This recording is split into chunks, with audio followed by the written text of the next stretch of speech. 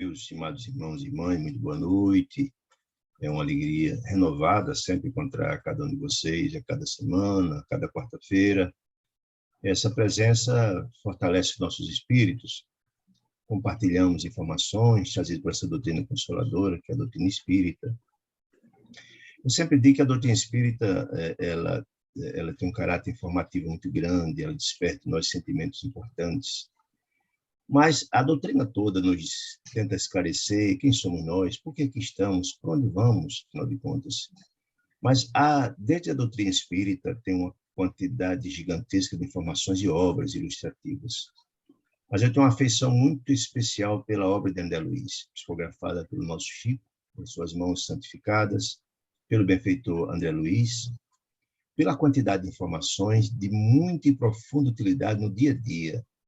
Ao ler qualquer obra de André Luiz, ele narra os episódios, os fatos acontecidos, e ao narrar esses fatos e também as consequências desses fatos, dos atos, ou já aconteceu de alguma sorte um desses conosco, ou com um parente, ou com um amigo, com outra pessoa, mas de sorte que André Luiz trazia as informações de como esses fatos acontecem e as repercussões desses fatos. No plano, nós somos criaturas interdimensionais, tanto do plano físico quanto do plano espiritual. E as repercussões para a nossa vida, no presente e no futuro, ela tem um caráter extraordinário de revelação, um caráter extraordinário de despertamento para cada um de nós. Então, ela é de muita utilidade. Para mim, a cada obra que leio e a cada nova leitura de cada uma delas, descortina um mundo novo para mim. É de grande utilidade. Podemos discutir um pouco sobre esse trabalho magnífico de André Luiz, é muito desconhecido do grande público, é motivo de grande júbilo para cada um de nós. Essa obra toda, a coleção, chama-se A Vida do Mundo Espiritual, são 12 obras. E estamos estudando desde a semana passada a 6ª obra dessa coleção, chamada Libertação. Nessa obra, e cada obra dessa é baseado numa etapa de aprendizado do trabalho de André Luiz, que ele compartilha conosco o resultado dessas experiências, cada uma delas é um livro. Lembremos que cada obra que nós estudamos aqui tinha um benfeitor, um orientador, da qual André Luiz se incorporava à equipe deles, para desenvolver uma tarefa de grande relevância espiritual, e ele vem contar o desdobramento delas, porque para a gente ter uma compreensão em que circunstância ela se dá, os efeitos de cada uma delas, a ambiência, para a gente entender como é que funciona a vida no mundo espiritual. Então, é de uma riqueza absolutamente extraordinária. No capítulo passado, nós começamos no capítulo 1, e também o prefácio, todas as obras de André Luiz são prefaciadas por Emmanuel, o grande coordenador da obra magistral mediúnica de Chico Francisco Cândido Xavier. E uma coisa que a gente nota na didática de André Luiz, muito apropriada, de sorte para haver um encadeamento do raciocínio. Lembremos que a cada obra de André Luiz, que ele vai, como falei, na companhia de um instrutor, participar de um trabalho na esfera espiritual, em nome de Deus, há toda uma preparação, e deixando claro que não há improviso no mundo espiritual. Quanto mais evoluído, mais esse planejamento ele é minucioso, de sorte a que possa obter êxito. O improviso são das espíritos infelizes. Quanto mais elevados, mais o processo de planejamento é estabelecido. Então, no capítulo 1º, foi realizada uma palestra muito importante de um dos ministros do nosso lar, chamado Flacos, que tinha o objetivo de fazer trazer um aprendizado aos trabalhadores do nosso lar que desenvolveriam trabalhos, que passariam a partir desse treinamento, por essa reciclagem, a desenvolver tarefas importantes de resgate das entidades sofridas e, ao mesmo tempo, ignorantes, nas regiões abissais de dor e sofrimento, nas regiões chamadas das sombras, chamadas de regiões infernais. Então, toda a fala do ministro Flacos, ele teve esse condão de orientar esse grupo de irmãos que iriam desempenhar essa tarefa. E, ao mesmo tempo, André Luiz pegou todo esse manancial de informações, porque, além de André Luiz participar e ajudar em cada tarefa deles, ele tem sempre a missão de ser uma espécie de carteiro do mundo espiritual, trazer a cada um de nós o resultado desse trabalho para nos informar. É aquilo que eu falei, os processos de despertamento de cada um que lê essas obras. Por isso me encanta profundamente essas obras. Então, o ministro Flávio, nessa explanação, trouxe informações muito importantes. Primeiro, dizendo que essas colônias espirituais de dor e sofrimento, albergando criaturas profundamente ignorantes, é um processo de sofrimento, de exploração muito grande das almas endividadas, por outros mais infelizes ainda do que esse que coordena e que comanda esses mundos, né? Mas mostrando também que há uma interseção muito forte entre o mundo encarnado, nós, e também o mundo espiritual.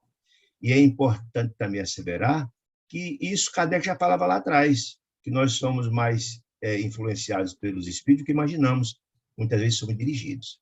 Eu trago também outra informação importante, que está nessa obra de Dona Ivone do Amaral Pereira, Recordações da Mediunidade, que é uma obra espetacular, e ela diz assim, olha, todas as informações trazidas nos romances, nos livros espíritas, são reais, são reais. Às vezes, apenas mudando a denominação das criaturas envolvidas, para evitar constrangimento com a família, etc. Mas todas elas são reais. E, às vezes, também traz informações doutrinárias com o objetivo de educar, mas são reais. Só, olha, são tantos os mundos, são tantos os episódios que existem nas bibliotecas do mundo espiritual, que daria para fazer milhões e milhões de obras. Tanto, sim, as notícias trazidas pelas obras espirituais são absolutamente reais. Veja como isso é importante. Muito bem. Então, depois dessa palestra altamente instrutiva lá com o ministro Flaxo, André Luiz Gúbio, que é o dirigente dele, orientador nessa missão, e também Eloy, que é outro membro da equipe, saíram desse local onde havia o debate, onde havia discussão, essa reciclagem, esse treinamento. E aí, o nome do título desse segundo capítulo chama A Palestra do Instrutor. Porque, certamente, a gente já viu na obra de André Luiz, que André Luiz é muito curioso, ele fora cientista aqui na Terra, médico, pesquisador, e ele tem também, não só com o objetivo, é uma característica dele ser muito curioso, saber buscar informações, mas lembremos que ele está levantando informações para essa obra. Muitas das perguntas que ele fazem, mesmo que ele tivesse essas respostas, ele acha que didaticamente são adequadas para orientar a quem lê a obra. Então, é uma coisa muito interessante de ver. Então, quando ele sai dessa palestra, aí continua um colóquio, uma conversa, porque a obra, a tarefa de sobremaneira é extremamente difícil. Então, vamos ver no livro, eles vão trabalhar na região de profunda dor e angústia e sofrimento, e é natural que ele, tanto André Luiz quanto Eloy, queiram informações complementares à fala do ministro Flaxo. Então, nesse capítulo, há uma série de informações e orientações que Gúbio passa para eles, né? Então, diz assim, começando o capítulo 2. Ao retirarmos do Candário, onde houve a palestra do ministro Flaxo, o instrutor, que é Gúbio, repousou seus olhares sobre Eloy e a mim própria e acentuou, olha, para muitas criaturas, disse Gúbio, é difícil compreender a regimentação inteligente dos espíritos perversos. É difícil algumas pessoas entender por que assim se comportam, né? Porque essa inteligência deles, como é que se eles praticam atos tão dantescos e tanto sofrimento, etc. Entretanto, é lógica esse posicionamento e é também natural. A gente viu também na fala de Flaxo que há algum engano das pessoas imaginar que todo esse cabedal de dirigentes das regiões infernais são criaturas ignorantes do ponto de vista do conhecimento. Não. Muitos são extremamente inteligentes. Muitos têm uma quantidade, um cabedal de informações impressionantes. Entretanto, não tem moralidade, o que é diferente. Mas são inteligentes, são. Muitos deles são criaturas falidas na área da ciência. Muitas das próprias religiões que falharam redondamente, utilizando os seus cargos para cometer crimes graves. Mas são pessoas muito inteligentes. Então, por isso que eles olham. Entretanto, é lógico e é natural que esses criaturas são inteligentes, os perversos. Dizer, olha, se ainda nos situamos distante da santidade, ele está falando dele, de André Luiz e de Eloy. Não obstante os propósitos superiores que já orientam, eles já estão tocados, já despertaram para o caminho, estão na luta, na trajetória, longe de ser criaturas altamente elevadas, mas estão no caminho, despertaram. Quer dizer, disse ele, os irmãos infelizes, que se deixaram prender sem resistência às teias da ignorância e da maldade. Ou seja, olha, nós já despertamos, já temos um norte traçado, mas muitas criaturas não romperam ainda esse invólucro da ignorância. Não venceram. Não se esforçaram para, não é que não tiveram oportunidade, sim, mas estão ainda envoltos da ignorância. A ignorância é a raiz, e André disse ano passado, em outras obras. A ignorância é a razão de muitos crimes, de muitas maldades, de muitos casos dramáticos. Disse ele, não conhece regiões mais elevadas, está falando dessas criaturas ignorantes e perversas, não conhece a região mais elevada que é a esfera carnal, e que ainda se ajustam por laços vigorosos. Ele está dizendo o seguinte, essas criaturas não conhecem nada além da região que circunscreve a Terra, a região umbralinas, a região dos umbrais médios, da região da abissais de dor, menos região.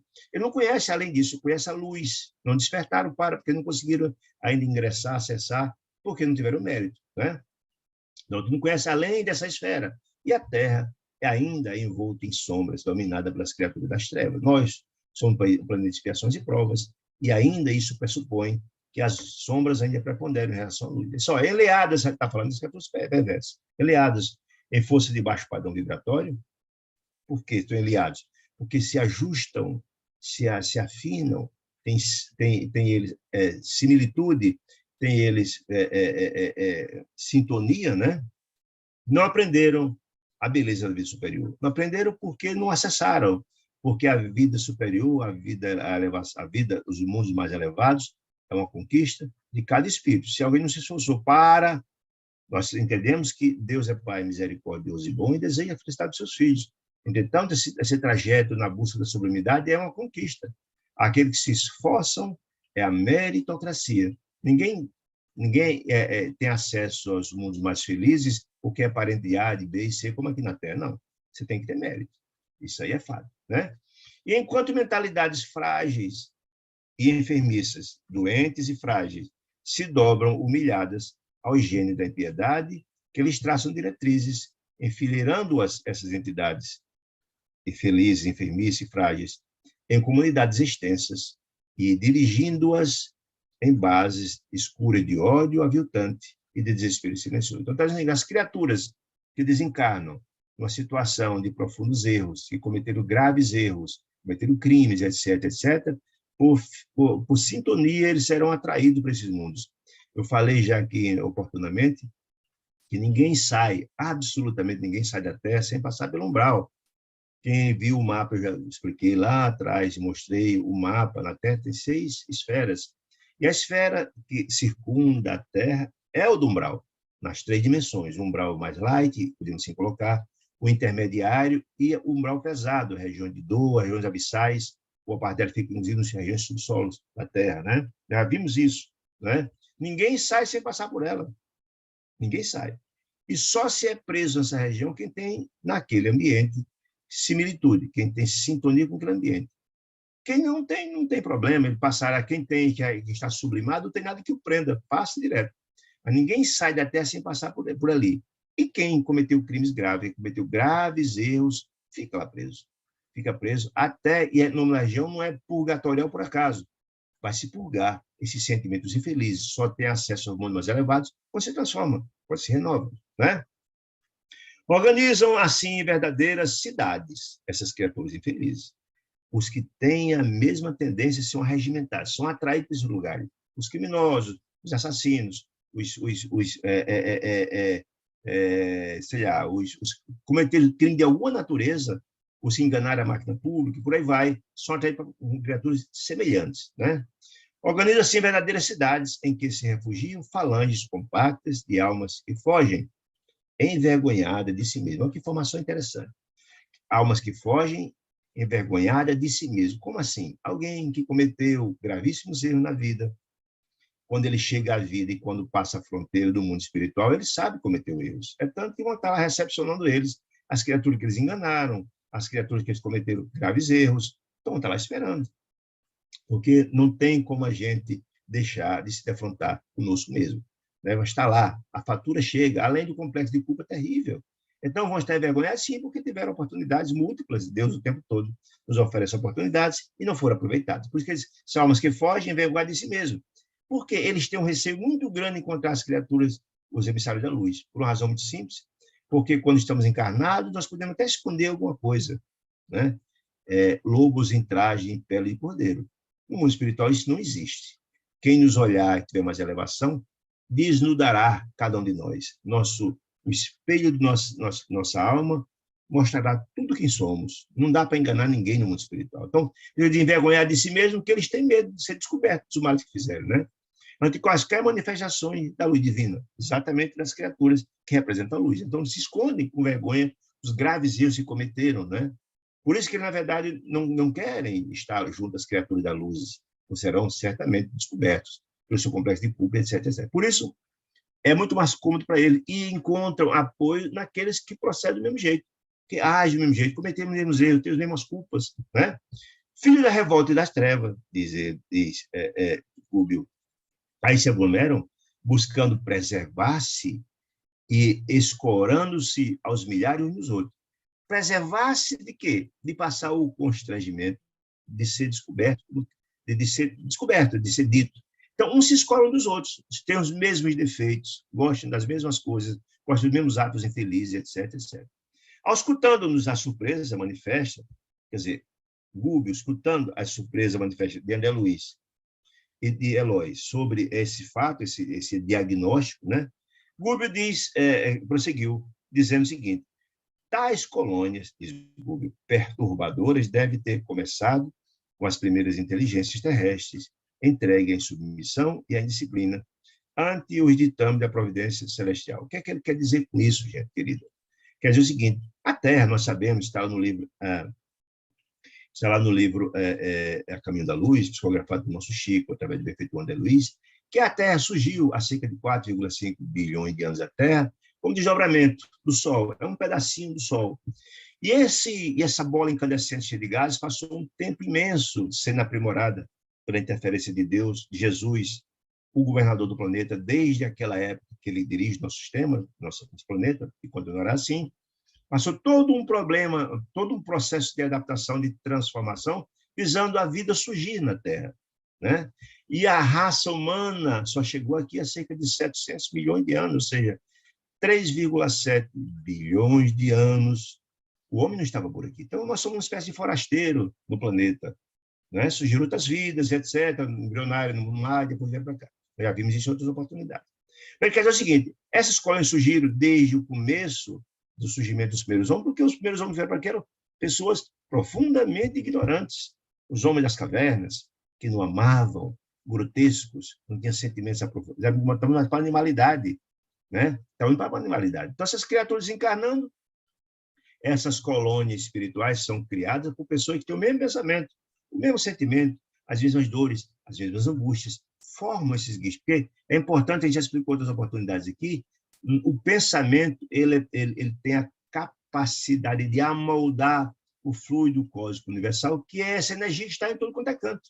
No mundo espiritual, sim, todas as construções do mundo espiritual é exatamente feito por esse material, que ele é plástico, ele é amoldável. Então, essas criaturas que têm sentimentos terríveis, de revolta, de ódio, de crimes, etc., etc., e as suas próprias dores, é que vão amoldar o ambiente, tanto das regiões infernais, como também das regiões mais celestiais, são amoldados, construídos e feitos pelo sentimento de amor, de grandeza e de beleza.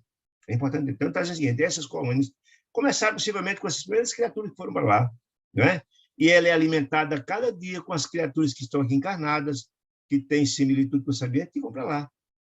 Mas também há modificação, aqueles que despertam vão saindo. Mas esse é um processo de reciclagem que a gente já viu como acontece, não é? Ninguém está fora do amor e da assistência do Pai Celestial.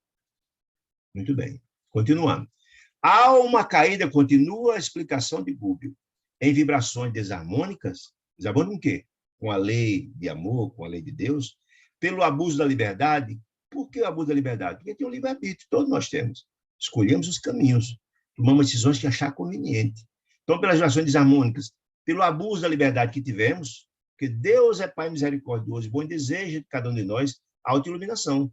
Entretanto, ele não nos obriga a absolutamente nada. Ele nos dá todas as possibilidades, toda a assistência, através dos nossos amigos espirituais, nossos tutores, para o progresso. Mas se pegamos, utilizamos, se driblamos esses conselhos, esses sentimentos nobres, resvalamos pelo crime, vamos ter que reparar esses crimes, né? Que foi confiada, abuso da liberdade, que foi confiada precisa, quer dizer, quem cometeu seus atos graves, precisa ter seus filhos do reajustamento. Porque dizia Jesus, quem cometeu seus erros terá que pagar até o último ceitil, até o último centavo de sua dívida. Quem paga, deve. E é da justiça divina. Se cometêssemos graves erros, graves crimes, e nada acontecesse conosco, como é que Deus iria nos educar? Já que não teria consequência nenhuma. A forma de educar é você ter que reajustar. Você tem que compensar o mal que fez, de transformar-se, né? Então, precisa ter seus fios do reajustamento, fez suas reformas. Próprio e milhões de irmãos, diz Rúbio, nossos, se recusam a semelhante esforço, fazer suas reformas íntimas, se transformar. Ociosos, nada fazem produtivamente. E impenitentes, não estão nem aí para suas responsabilidades, alongando o labirinto em que muitas vezes se perdem por séculos. Então, é o seguinte, olha, esses ambientes estão criaturas infelizes, profundamente arraigadas no crime, no ódio, no ressentimento, porque ninguém vai para um ambiente desse se não tiver similitude, se não tiver exatamente praticado atos assemelhados, né? E aqueles, enquanto não despertam para a luz, enquanto não cansam de sofrer, partilhar o caminho, às vezes demora séculos esses ambientes, até milênios, tem casos assim. O caso, vamos estudar aqui, passou 450 anos na região de treva, de dor, né? Enquanto a pessoa não despertar. Lembramos de André Luiz, o próprio livro, Nosso Lar, fala lá que ele passou 8 anos no umbral. Enquanto ele estava revoltado, não conseguiu lá sair. Mas os esforços que a mãezinha fez, mobilizou o ministro Clarence Nosso Lar, etc, etc. No dia que ele cansou de sofrer, e chorou e pediu ajuda dos céus, criou as condições e dali saiu. Esse é o processo. O nome não é purgatório por acaso, você tem que purgar esses sentimentos infelizes. Transformado, se renova e de lá sai. Muito bem. Então, dizendo, olha, inabilitados para a jornada imediata rumo ao céu. Por que inabilitados? Porque não tem mérito, não conquistou isso ainda, quando praticou o mal, em virtude das paixões devastadoras que os magnetizam. Atraem-se, arrebanham-se de conformidade com as tendências inferiores, ou seja, eles têm afinidade uns com os outros pelas mesmas coisas que gostam, os mesmos erros que cometem, as mesmas crueldades, os mesmos sentimentos criminosos, etc. Né? Tendências que afinem, inferiores que se afinam, sintonia, né? Ao redor da crosta terrestre. E essas criaturas estão na região umbralina, nas 3 dimensões do umbral. Lembremos que a colônia nosso lar está na 3ª esfera, na saída do umbral. É mais light, digamos assim. Lembra quando André Luiz foi, quem leu o livro do Nosso Lar, deve lembrar? André Luiz foi socorrido e de lá mesmo já bateu nas portas do Nosso Lar, já entrou. Ele estava na região, entre aspas, mais light do umbral. Existe a região intermediária, de muita dor, e as regiões infernais, de dores indizíveis. Então, vamos estudar isso em outras obras também, para a gente ter uma compreensão disso. Muito bem. Que se afinam ao redor da crosta. Por que ao redor da crosta? Porque eu falei que a primeira camada que sai da terra, da crosta, é a região do umbral. É isso. Eles estão aqui juntinho de nós. E por que estão juntinho de nós? Porque nós atraímos pelos nossos sentimentos, pelos nossos procederes, pela nossa forma de agir. Nós atraímos. Nós vibramos numa faixa. Na hora que a gente pensa, planeja e age em conformidade com sentimentos criminosos, desarmoniosos, a gente atrai as criaturas infelizes que têm o mesmo sentimento. Como se fossem sentimentos nobres, de beleza, de planejamento, etc., atraem unidades nobres. Como a grande maioria, infelizmente, na crosta, ainda pensa no mal, planeja o mal, por isso são planos de expiações e provas, a gente está atraindo essas criaturas. Por isso, o umbral aqui vizinho nós. No dia que as criaturas se sublimarem na Terra, não existirá mais esse ambiente, porque não haverá mais essa chamada, digamos assim, não haverá mais sintonia. Não? De cujas emanações, da coisa da Terra, de cujas emanações e vidas inferiores ainda se nutrem. Ou seja, eles, essas criaturas que nada fazem no caminho do bem, nós já vimos isso lá atrás no livro Obreiro da Vida Eterna, nada fazem, só pensam no mal, se nutrem dessas criaturas, nós. Muitos de nós sofremos um processo gravíssimo de vampirização de nossas energias, por uma questão, porque nós temos similitude com ele, nós vimos a nobreza da vida eterna. A gente atrai para o nosso lar, para nossa casa, na hora que temos desregradamente, na área da bebida, muitos espíritos juntam a cada um de nós para sentir o prazer do álcool, muitos da comida em excesso, que é um problema sério, desvio na área do sexo, da bebida, do álcool, da droga, etc, etc, etc. Certo? Então, vampirizam. Eles nada fazem, é como se fosse uma era. Aquela trepadeira que suga a energia da árvore, bom, é a mesma coisa. As criaturas nos sugam, nos exploram. Né? Qual ocorre aos próprios homens encarnados, está me dizendo. Também, nós, infelizmente, exploramos outras criaturas.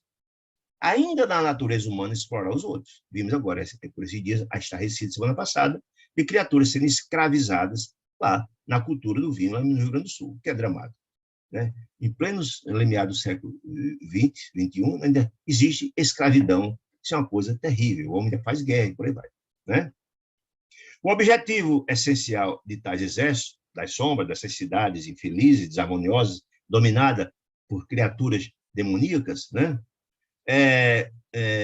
O objetivo desses exércitos sombrios é a conservação do primitismo mental da criatura humana. Ou seja, tudo que ele deseja que a gente continue absolutamente ignorante. Toda ação que nos aproxima da luz, eles tentam obstacular. A gente viu isso lá no livro Brilho da Vida Eterna. As criaturas que estavam lá, trabalhando, estudando a mediunidade, eles faziam tudo para obstacular. Porque não deseja que nós esclarecemos. E na hora que a gente esclarece, eles perdem a sintonia conosco. Na hora que a gente se ilumina um pouquinho, eles perdem a sintonia, deixam de nos obsidiar, perdem o controle. E eles querem continuar escravizando a cada um de nós. Por isso é tão difícil o processo de espiritualização de cada um de nós. Porque as dificuldades são muitas. Alguém que deseja ir para a igreja, para a casa espírita, para a casa evangélica, e que as entidades das sombras os obsidiam, tentam evitar, porque não desejam se libertar, que nós nos libertemos. Né? Muito bem. Está dizendo aqui. Tais exércitos inúteis do partido a fim de que o planeta permaneça, tanto quanto possível, sob o seu jugo tirânico, sob a ditadura deles, mandando, servindo nós, cada um de instrumento da maldade. É impressionante a gente ver isso na doutrina espírita. Quantos crimes são cometidos por injunção do processo obsessivo, homicídios, crimes sexuais, crimes por embriaguez, e etc, e etc, e etc. São múltiplos. Então, a dominação deles, nós somos instrumentos. Vendo lá, eu gosto muito de um livro, Fisiologia da Alma, de Miramês, de Ramatiz, e ele diz que as pessoas que são instrumentos, os alcoólatras são instrumentos da entidade infeliz que desejam aquela criatura ser um caneco vivo, para sentir o prazer do álcool. E como outras, muitas situações são acometidas por influência da espiritualidade infeliz. Né? As observações de Gubbio escaldaram o meu cérebro, disse André Luiz. Como sempre curioso, muitas perguntas surgiram, disse ele. André Luiz agora falando sobre ele próprio. Eu passei muito tempo no ciclo baixo, passou 8 anos na umbralina, né? Depois do transcorporal, entretanto, não identificar lá, quando teve umbral, a existência dessas condensações organizadas e entidades malignas no campo espiritual, no umbral onde ele estava, 18 anos. Embora ouvisse, em muitas ocasiões, impressionantes comentários em torno dele. E por que André Luiz não viu isso? Porque o ambiente que André Luiz estava, digamos assim, era a área do umbral, entre aspas, mais light. Havia dores, sofrimentos, angústias, mas não era uma região de profunda dominação como a gente vai estudar aqui, nessa cidade espiritual. Né? Ele via perseguições, via angústias, etc., mas não via. Mas eu via comentários lá, aquelas coisas comentavam, etc., que coisas nessa natureza aconteciam. Né? Efetivamente, eu não conseguia, por mim mesmo, disse André Luiz, exumar, trazer de volta todas essas recordações do angustioso período, dos 8 anos que passou lá. Eu consigo lembrar de tudo, disse ele, que a porta do túmulo me oferecera. Viram-me perseguido através de longos pântanos, que era aquela região que acredito ser a região do umbral mais leve, digamos assim, se é que podemos dizer assim.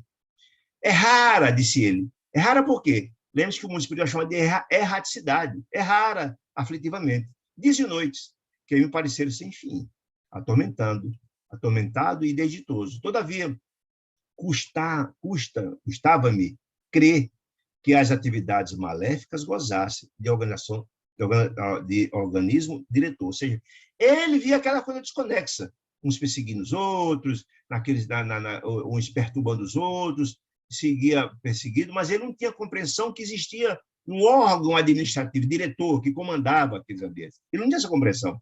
Nos 8 anos que ele passou lá, ele não conseguiu enxergar isto. Por isso mesmo, disse ele, de mente agora centralizada aos propósitos do bem, ou seja, acordou, esclarecido que o já é uma criatura que despertou para a luz, que trilha o seu caminho. Aventurei uma indagação, disse André Luiz, agora perguntando a Gubbio. Escute essas regiões retardados, essas regiões de retardados, que se mancomunam, que se juntam, além da morte. se despidas da vestimenta grosseira, depois da morte, para desencarnado, né?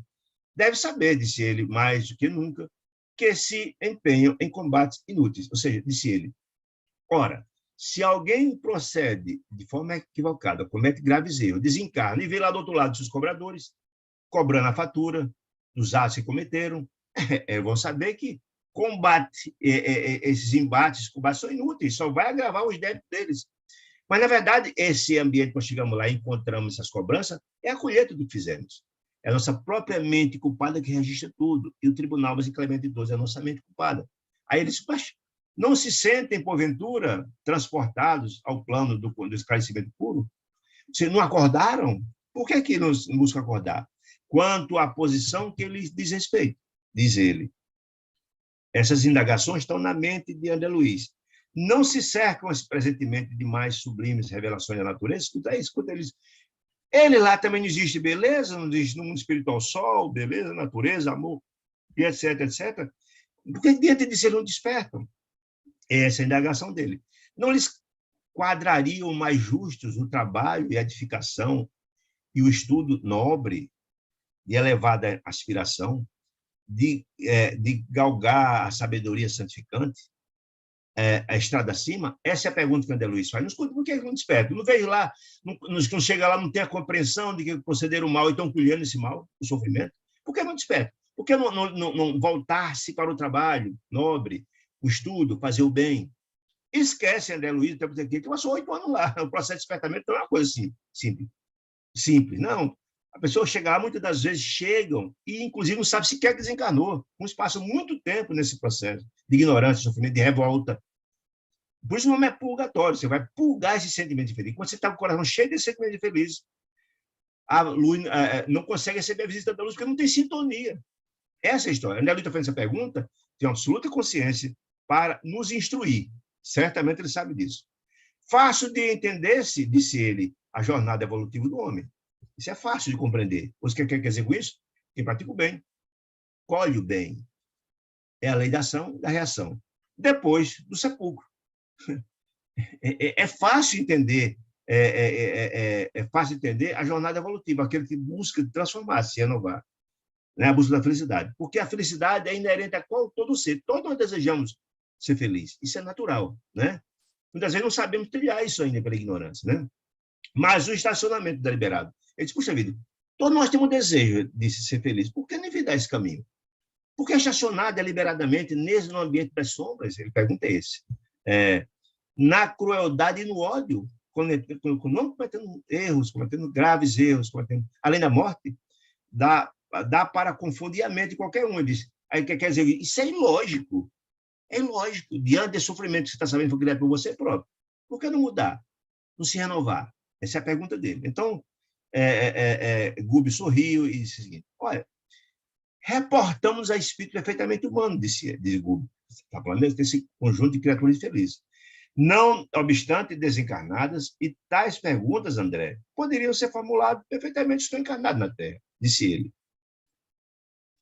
Por que razão? Olha que interessante. Disse, nós mesmos, tá falando, diz Gubi, eu, você, Eloy, antes de acordar a consciência para a revelação divina, nos precipitamos nas linhas inferiores, todos os dias, contrariando espetacularmente a lei. O que quer dizer, meu amigo, se nós passamos o mesmo processo, se tivéssemos aqui um retrovisor e víssemos nossa encarnação passada, nós cometemos os mesmos passos, os mesmos crimes pela ignorância. Fizemos as mesmas coisas. Por isso Jesus dizia, não julgues para não ser julgado. Se não faz hoje, que bom, já despertou, mas já fizeram. Por que a gente não demorou também a despertar? À frente dos olhos, contávamos com o bendito dilúvio de claridade solar. Como é que estava encarnado? Não tinha a beleza resplandecente do sol? A natureza extraordinária, mares, rios, família, beleza? E a gente, mesmo sabendo esse espetáculo, jorrando, incessando do infinito, dos céus, mas assim, a gente não soube receber essa dádiva celestial de bênçãos, as proteções, né? Sabíamos, olha, nós não sabíamos que a existência do corpo ocorria rápido. Seja, todo dia a gente vê gente morrendo e sabemos que só as ações vão morrer. Nós vamos morrer também. E, quer dizer, todo dia tu vê isso, nosso corpo é finito, vai acabar, né? Está dizendo isso. que seríamos defrontados pela morte como a todos. Nós não sabíamos disso, tem uma natureza fantástica. Sabíamos que ia morrer, que regressaríamos ao mundo pelo canal da porta de entrada. Ou seja, encarnamos, desencarnamos, viremos de lá e vamos voltar para lá, através do qual penetramos nele. No entanto, quantas vezes, diz Rubio, quantas vezes teremos menoscabado a sabedoria excelsa? Praticamos o mal, mesmo sabendo que fazer o bem. Todas as religiões falam isso. Mesmo aqui na Terra, quem faz o bem, colhe o bem. Quem faz o mal, colhe o mal. Está claro, mesmo assim a gente não avançou. Com atitudes criminosas e diferença. Nós tivemos essa atitude criminosa e diferença, não obstante tudo isso, nós tivemos todas as possibilidades, e por que não despertamos antes? E aí, lembra a história de Jesus lá no cristianismo primitivo. Quantas criaturas tiveram esse privilégio ímpar de encontrar o doce Rabi da Galileia, o homem mais extraordinário, o espírito mais evoluído vendo aqui. E muitos foram indiferentes, encontraram com Jesus, não tiveram a mínima. Alguns já foram tocados pela luz, choravam, caíam diante do mestre, prostrados da emoção extraordinária. Quem não leu o livro assim, 500 anos, não, há 10 mil anos, quem leu esse livro de Emmanuel, deu lá o sublime encontro do senador Públio Lento com Jesus, as margens de Nazaré. Ou seja, encontrar com Jesus, a alma mais extraordinária do mundo, é algo privilégio de muito poucos. Quem tem a sensibilidade fica prostrado diante do magnetismo fantástico do mestre. Mas um não estava nem aí, se encontrou e foi indiferente. Por quê? Porque essas criaturas não despertaram ainda. O terreno do coração das criaturas não estavam prontos ainda para o plantio da semente da boa nova. Essa é a grande questão. Mas, olha, você tem que entender isso. Nós também passamos pela mesma situação. Temos todas as possibilidades e falhamos quantas vezes? O que quer dizer isso? Certo? Ante as sugestões do plano divino, que te povoam agora, o grupo está falando para André Luiz, agora sim, você está tocado. O plano divino toca o seu coração. O pensamento, lembras-te de algum tempo passado em que tivesse cogitado sinceramente a própria sublimação? Passe em revista, até você desencarnar. Quais foram as oportunidades que você teve que foram aproveitadas de forma determinada? Não, meu amigo. Ele disse, olha, isso não é uma coisa inerente a cada um, a um e a outro, não, é a todos nós. Enquanto prevalece a ignorância, enquanto estamos ligados ao atavismo, enquanto somos mais ligados à animalidade, nós estamos nesse processo. Nós agimos pelo instinto. O processo de educação, de renovação não é um processo gradativo, quero dizer isso. Enquanto estamos nesse processo, somos ainda guiados pelo instinto, pela animalidade. O processo de sublimação, de espiritualização, uma luta nossa contra nós próprios. O processo de reforma, de transformação, é aquele quanto de Deus que existe em cada um de nós. Jesus dizia que nós somos deuses, porque somos herdeiros do Pai. A genética de Deus está no nosso espírito. Então, uma pequena centelha, para dar luminescência a esse Deus interior, para expulsar as sombras, é preciso alimentar, dar combustível esse espírito com a prática do bem, do amor, da fraternidade, da benevolência, da indulgência. Esse é o orçamento de Jesus. Né? Aí, só, se desenterrarmos o pretérito, o passado nosso, cada um de nós, meu caro, disse Rubio, encontraremos lamentáveis reminiscências, lembranças graves, que estão lá. Tudo que fizemos está lá registrado no nosso perispírito. Está lá no porão. Lembra daquela história do céu de 3 andares? Está lá no porão, no de baixo. Está tudo guardado lá. Né? Muito bem. Não nos compete, disse Rubio, parar ou desanimar. Não. Diante dessa constatação, dessa quantidade imensa de sofrimentos, de muitos irmãos renitentes no mal que continua, não nos cabe desanimar. Nos cabe fortalecermos em nome de Deus do Pai, como membro da grande família universal, já esclarecidos, já despertos, cabe-nos ofertar a mão para retirar essas criaturas em nome do Pai, do chá. Né? A maneira de tronco frágil, disse ele, de uma árvore, é imperioso crescer. A árvore cresce terra, pequenininha, mas ela precisa crescer. Se eu subir para alcançar o oxigênio de cima, o espírito também. Nasceu simples e ignorante, mas sua trajetória, a felicidade é um processo de renovação. E só se cresce, só se renova, buscando se renovar. É a reforma íntima, a transformação. Volto a dizer, Deus deseja a nossa felicidade, mas não nos obriga. Não nos impõe nada. Né?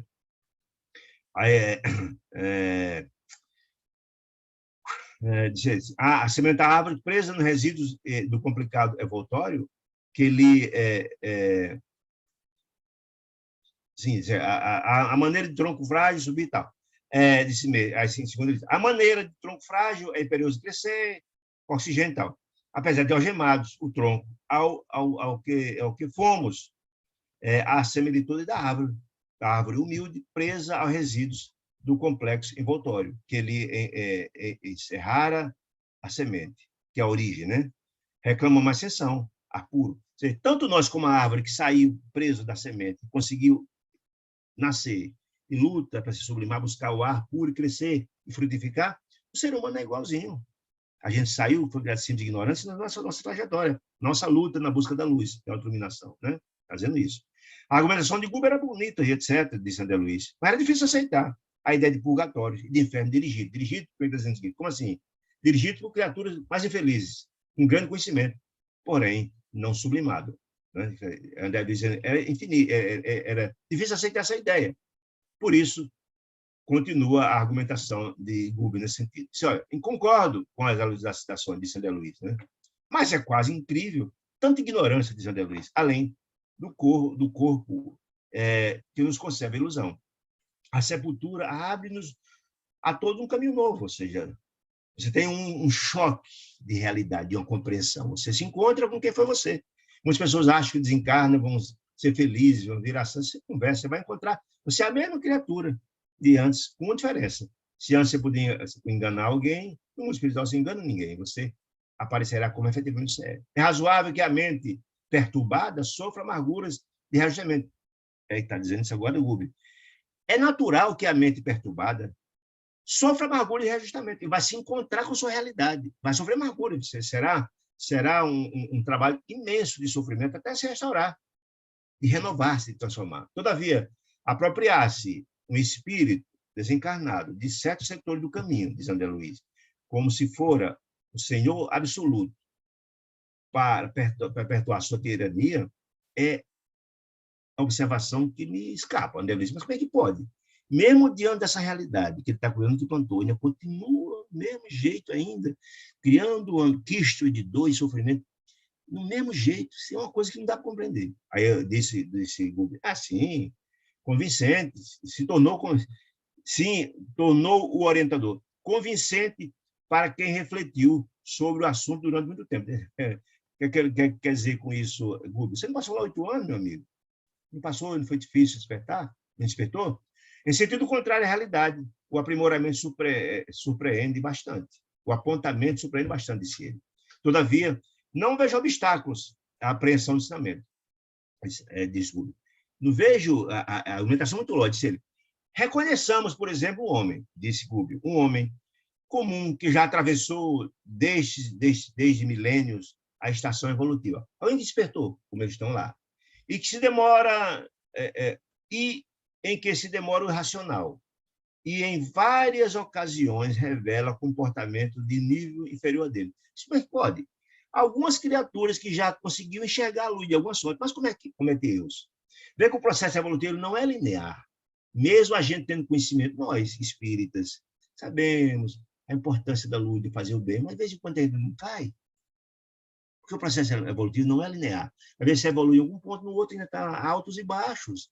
E mudar é difícil, em outras palavras, quer dizer isso, né?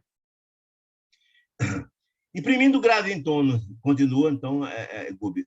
Notamos que nós mesmos, está falando André Luiz, ele está falando Guber, André Luiz e Eloy está lá. Nós mesmos, os desencarnados, nos movemos num campo de matéria em que se caracteriza pela densidade específica, diferente da Terra, embora era feita quando confrontados com a forma física da Terra. A nossa mente, o desencarnado, em qualquer parte, na crosta ou aqui, encarnado ou desencarnado, onde nos achamos, é o centro, a mente, é o centro psíquico de atração. Atração com quem? Com quem nos afinamos. Se somos da luz, do bem e do amor, nos afinamos com aquele da luz, do bem e do amor. Se somos males, somos infelizes, nos afinamos com os infelizes, os tiranos, os criminosos, etc, etc. Então, olha, nós mesmos aqui, a atração e a repulsão. Tem uma atração por aqueles que somos iguais a nós e repulsão do contrário. Em qualquer parte, né, está dizendo.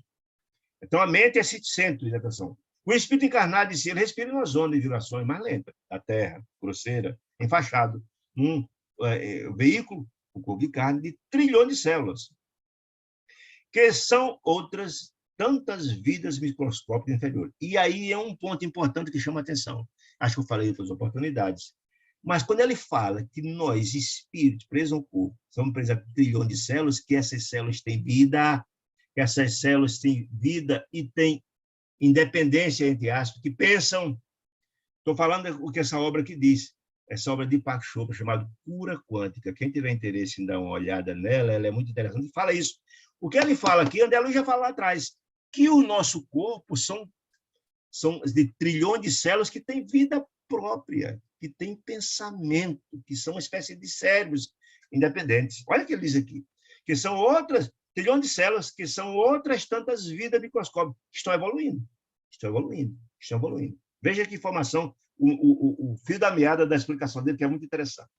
Cada vida, e as células, as moléculas estão postas nisso, ele fala lá das células, cada vida, porém, por mais insignificante, possui expressão magnética especial, ou seja, um ímã.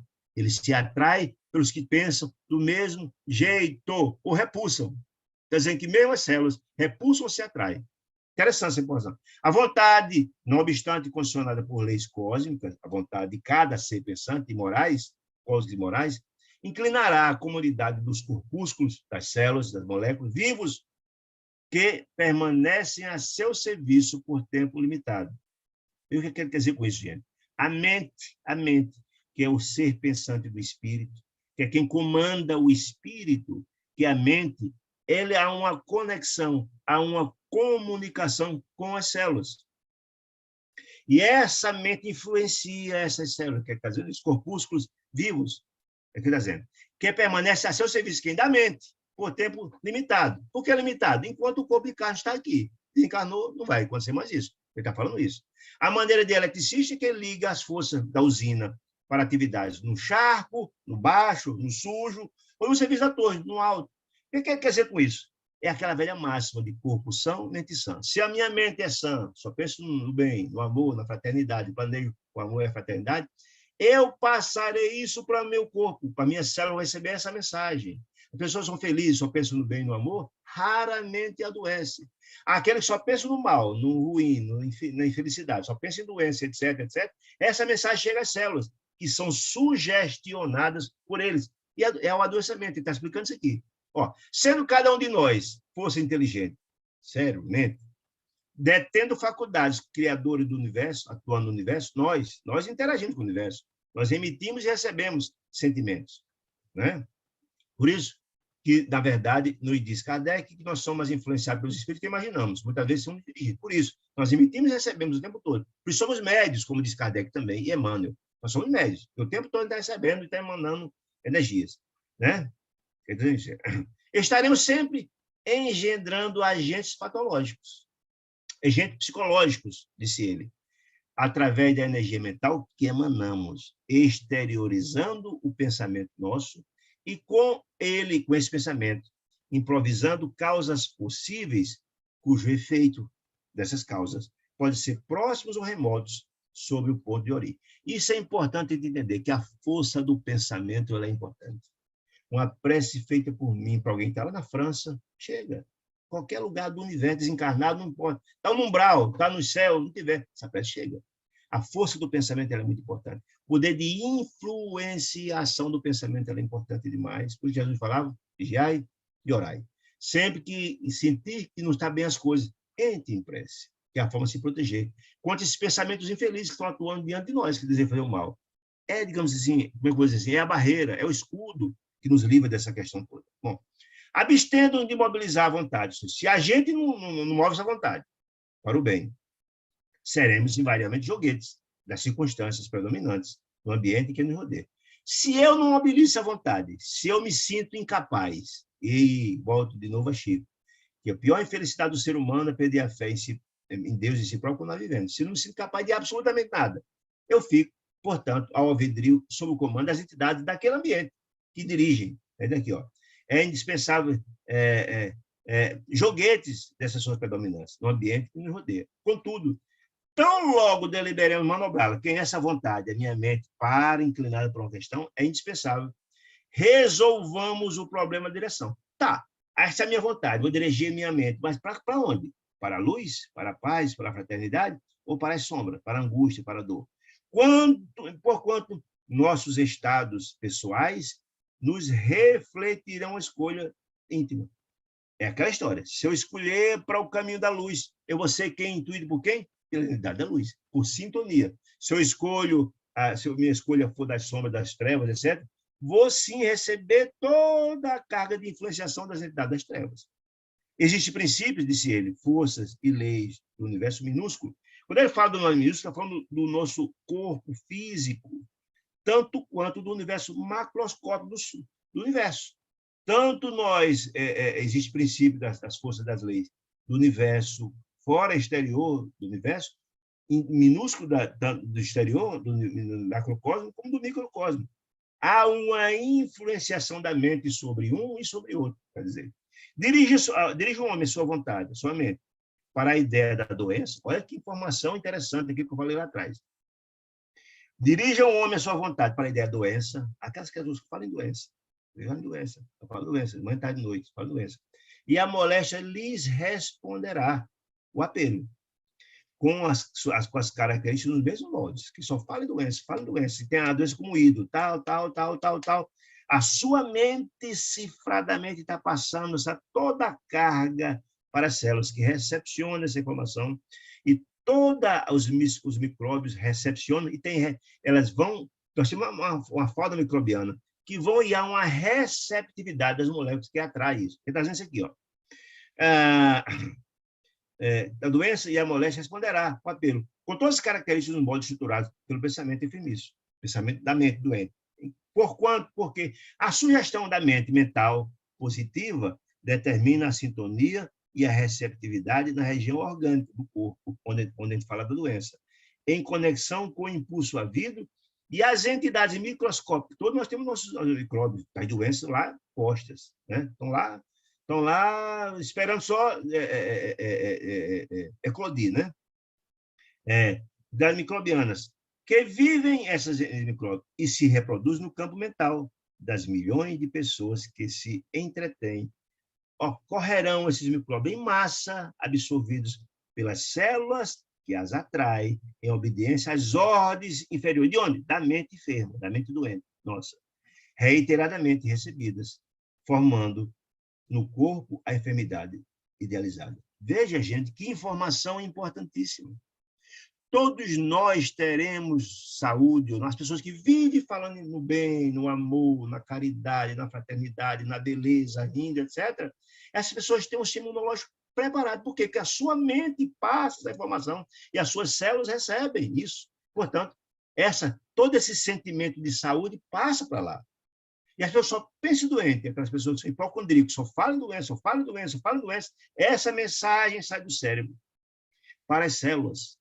E todo aquele corpo de entidades microbianas são direcionados e encontram receptividade nas células e se instala a doença, como solicitado. Isso é muito tempo. Aquela máxima de corpo são mente sã é fato. Né? É chancelado porque diz aqui a André Luiz e que diz também Deepak Chopra nesse livro Cura Quântica. É a mesma ideia. Claro que é ciência, né? Claro que o nosso capítulo, aí que ele faz o ressalto. Claro que nesse capítulo temos a questão das provas necessárias, nos casos em que determinada personalidade renasce, atendendo ao impositivo das lições expiatórias. Ou seja, o que quer dizer com isso? Muitos de nós nascemos com algumas doenças já pré-estabelecidas pela nossa expiação. Não é? É diferente. É um caso diferente. Entretanto, ele vai salvar. Mas, mesmo aí, se eu venho com uma doença que venho do meu karma, o problema de ligação mental é infinitamente importante. Mesmo que a gente venha predispor uma doença X, porquanto o doente que se compraz na aceitação da doença, eu estou doente, e só fala na doença, e ai, coitadinho de mim, coitadinho, né? E no elogio da própria doença, da própria decadência orgânica, acaba na posição de excelente incubador de bactérias e sintomas mórbidos, de sintomas doentios, agravando o quadro, agravando e trazendo até outras doenças, né? Enquanto que o espírito reajustado, reajustamento, que entende que a sua doença faz parte da sua programação, mas que tem uma vontade imensa de fazer o bem, vontade imensa de ter saúde, que deseja saúde, que fala, que trabalha para se renovar, quando reage, é essa reação que eu estou falando, valoroso contra o mal que está cometido, né? Ainda mesmo que benéfico e merecido, no caso da expiação, essa doença é importante, faz parte da sua programação. Enquanto imensos recursos de concentrar-se no bem, integrando-se na corrente da vida vitoriosa. Você vai atenuar a sua doença, vai minimizar a sua doença, não vai atrair outras doenças. Está explicando isso. Registrava as explicações de André Luiz, né? Mas não ousei interromper o curso das orientações, a fim de não quebrar o pensamento. Mas disse ele. Mas Gubbio continuou explicando isso. Gubbio disse, nossa mente é uma entidade colocada entre as forças inferiores e superiores. Nós escolhemos o caminho, disse ele, com o objetivo de aperfeiçoamento. Se eu escolho o mal, vou responder por esse mal, até um dia encontrar, entender e cansar de sofrer, para se redimir e transformar-se, renovar, porque não existe céus e infernos eternos, todos somos filhos de Deus, e um dia seguiremos o nosso caminho, disse ele. Nosso organismo perispiritual, nosso perispírito, que é a roupagem do espírito, né? Fruto sublime da evolução, e nosso espírito está toda a nossa história, desde quando criado esse ignorante, toda a nossa evolução está nos escaninhos do perispírito, né? Quando ocorre o corpo físico da crosta, quando encarnados, o corpo de carne nada mais é do que a vestimenta do perispírito, que veste o espírito, né? Pode ser comparado aos polos de um aparelho magnético elétrico, polo positivo, polo negativo. Nosso perispírito pode ser um polo magnético, um polo positivo e o negativo, né? Da eletricidade, por exemplo. O espírito encarnado sofre a influência inferior, infeliz, desarmonioso, desequilibrado, através das regiões em que se situa o sexo e o estômago. É uma porta de entrada desse sentimento inferior. Por isso as vampirizações acontecem por aí. Quem lembra do livro Missionário da Luz que estudamos, lá no capítulo 4 ele fala muito isso.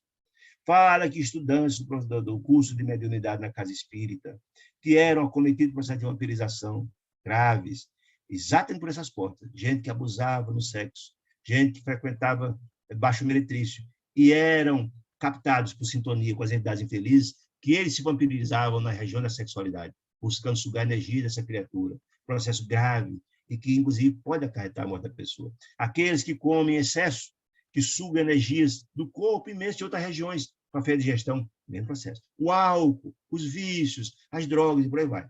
Portanto, o sexo e o estômago são as portas de entrada das influenciações inferiores. E recebe os estímulos superiores, sagrados, celestes, ainda mesmo procedendo de almas não sublimadas, porque Deus se utiliza das criaturas que respeitaram. Não são perfeitos, não.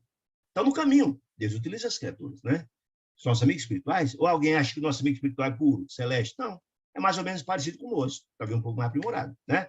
Através de onde? Qual é a porta que entra as questões sublimes? O coração e o cérebro. O coração e o cérebro, portanto, é a porta do polo positivo e do negativo, a região do sexo e a região do estômago. Olha que interessante isso a gente entender, esses portais. Precisam trabalhar. O sexo e o estômago, a parte primitiva do homem. O coração e o cérebro, a parte sublime, onde tem a conexão com o sublime, com as entidades sublimes, de onde fazemos oração, de onde promanamos, de onde exteriorizamos, onde criar a conexão nossa com o sublime. Né? A prece é uma conexão nossa, da criatura, para com o Criador. Quando a criatura busca manejar a sua própria vontade, a sua mente, escolhe a companhia que prefere e lança-se no caminho que deseja. Por sintonia, volto a dizer, se eu tudo que penso, desejo, faço e trabalho é do campo da luz, eu estou atraindo para meu derredor, por sintonia, as entidades da luz, que vêm em meu encontro para me ajudar a materializar esses projetos. Se eu coloco a minha vida, minha mente, pensamento, planejamento e vivência no mal, trago para ser meu parceiro no cometimento desses atos infelizes, as entidades infelizes, que vêm também ajudar a materializar esses projetos, né? Se não escasseiam milhões de fluxos, se não escasseiam milhões de fluxos primitivistas, ligado ainda à materialidade, ligado à nossa parte ainda lá da ancestralidade, do nosso começo, constrangendo-nos mesmo aquém das formas terrestres, mesmo desencarnados, você continua com o mesmo pensamento infeliz lá da inferioridade e entreter a emoção e desejos, as obsessões, para tirar proveito. O que quer dizer com isso? Se eu continuo com meus vícios, a bebida, na droga, no álcool, no sexo, desagrado, etc, etc, etc, como loucuras, só penso em comer, eu, encarnado ou desencarnado, somos atraídos pela mesma questão. Eu atraio as entidades infelizes que vêm buscar em nós essas energias. Nós vimos o processo obsessivo grave dos alcoólatras, que vêm as entidades felizes que foram alcoólatras desencarnados, que vêm junto a nós sugerir que bebamos, para sentir o hálito da bebida. Nós vimos as criaturas que, glutões, desencarnados, se grudam no processo obsessivo também, os glutões, com o objetivo de sentir o sabor e o vapor da comida. As criaturas são viciadas em sexo, desequilibrado. Quantos crimes sexuais são cometidos por criaturas sob a injunção dos processos obsessivos, né? Em baixos ciclos. A gente viu isso já nas obras de Luiz. Está lá no Obreiro da Vida Eterna, retrata isso com muita beleza. Muitas criaturas sentam na nossa mesa para comer conosco. Muitas criaturas participam dos atos infelizes que cometemos, na bebida, no álcool, na droga, no sexo, por aí vai, né? E armando-nos quedas, ciladas, sugerindo-nos. Nós vamos ver lá na frente o último livro da André Luiz, Sexo e Destino, lá, casos dramáticos de processos obsessivos, crimes sexuais cometidos por indução sexual, né? As nossas quedas. Que nós estamos muito ligados a isto, está no nosso porão, essas nossas falhas do passado. E qual é a finalidade da encarnação? É trabalhar-se hoje, buscando inspiração no terceiro andar, como diz Luiz, no cérebro triuno. Mas se eu não me trabalho e só busco a remanescência das minhas curvas do passado, eu volto para lá para baixo. Quando chegam as entidades felizes que não nos amam e desejam se completar de nós para tirar proveito, vão lá buscar essas informações. E se eu estou propenso a entrar nessa jogada, eu tenho as quedas. Então, essas criaturas, processo obsessivo, tiram proveito da gente. E tentam que a gente não enxergue a luz, porque ele não quer desejo. Ele não quer perder o caneco vivo da bebida, nem o glutão para comer esse de prazer. Em baixo ciclo. E arma as quedas, ele, momentâneas, em abismo de sentimento destrutivo. Sentimento destrutivo. Que a gente não sai do canto. Só acumula o nosso porão de atos infelizes. Pelos quais já peregrinamos. Por que já peregrinamos? Nós já fizemos isso, gente. Está lá no nosso porão. Ou a gente acha que não. Tudo que a gente fez no passado está lá no porão. A encarnação é para a gente trabalhar esse porão, renovar esse porão, buscando a sublimidade. Mas se eu não faço isso, está lá. É nosso calcanhar de Aquiles. Por isso que é tão difícil a vida dos médios. As criaturas infelizes que não usam buscam trabalhar os seus vícios que estão lá no porão, no calcanhar de Aquiles, e vez por outra, a gente está caindo. No processo de mediunidade de prova, é muito isso. O médium que não avançou muito na sua moralidade, estão lá sempre, é possível de cair, porque serão trabalhados, porque ele deseja fazer o trabalho da luz e a realidade das trevas não deseja. Isso é muito interessante, né? Há muitos séculos, então, assim, pelos quais já peregrinamos muito tempo, há milhões de anos, muitos séculos, desde o começo. Não nos faltam milhões de apelos. Se a gente cai, não é porque Deus não manda apoio, não. O tempo todo, nosso amigo espiritual, que são nossos tutores, então, amigo, não faça isso. Repense. Nós tivemos visto, gente, quem lembra dos Mensageiros? A palestra de Telésforo, aquele que foi feita a palestra com muitos médios, muitos dirigentes, muitos trabalhadores, muitos religiosos, muitos palestrantes, que caíram em suas provas, não foram vigilantes, não tiveram seus cuidados. É exatamente isso aqui, né? Não tiveram seus cuidados, né? E quedas graves, né? Mas nunca faltou a nenhum deles e nenhum de nós a assistência de Deus. O tempo todo está o tempo nos ajudando. E lá em Telésforo mostra no Mensageiro o trabalho desses tutores. Vão lá, ajudam no sono, homem, pelo amor de Deus, vamos se toca, sua missão, o que está acontecendo? Mas mesmo assim, às vezes, nossa mente é fraca e termina não tendo a força. E quando baixamos nossa faixa vibratória, somos muito mais induzidos pelas entidades das sombras, desprezamos o aconselhamento lá de cima, não vigiamos e oramos, cai nossa faixa vibratória e somos influenciados pela entidade feliz. Alguém podia perguntar, mas escuta, e por que então os tutores, por que Deus permite isso? Deus não nos obriga a nada. Manda os tutores, manda um amigo espiritual, os anjos da guarda, Deus não quiser. Mas se eu não escuto, se eu baixo minha faixa vibratória, eu não escuto mais os conselhos deles, estão aqui em cima. O conselho deles sequer me atinge.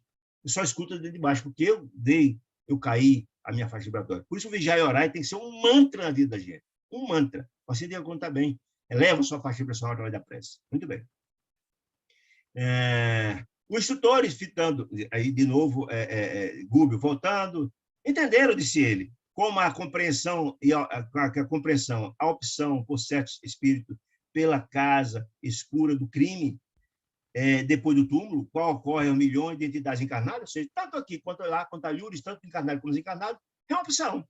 Eu direciono minha mente para o caminho que eu desejo e vou encontrar sempre receptividade, quer seja inclinado para a luz, quer seja para as trevas. Tanto encarnado como desencarnado, que quando morrer é a mesma coisa, não muda nada. Né? Que em plena harmonia com a natureza terrestre, que estimam viver no domicílio da enfermidade, ou seja, a gente tem essa beleza de vida, sol, maravilha, mar, tudo, mesmo assim, ignora tudo isso e pega as sombras. Né?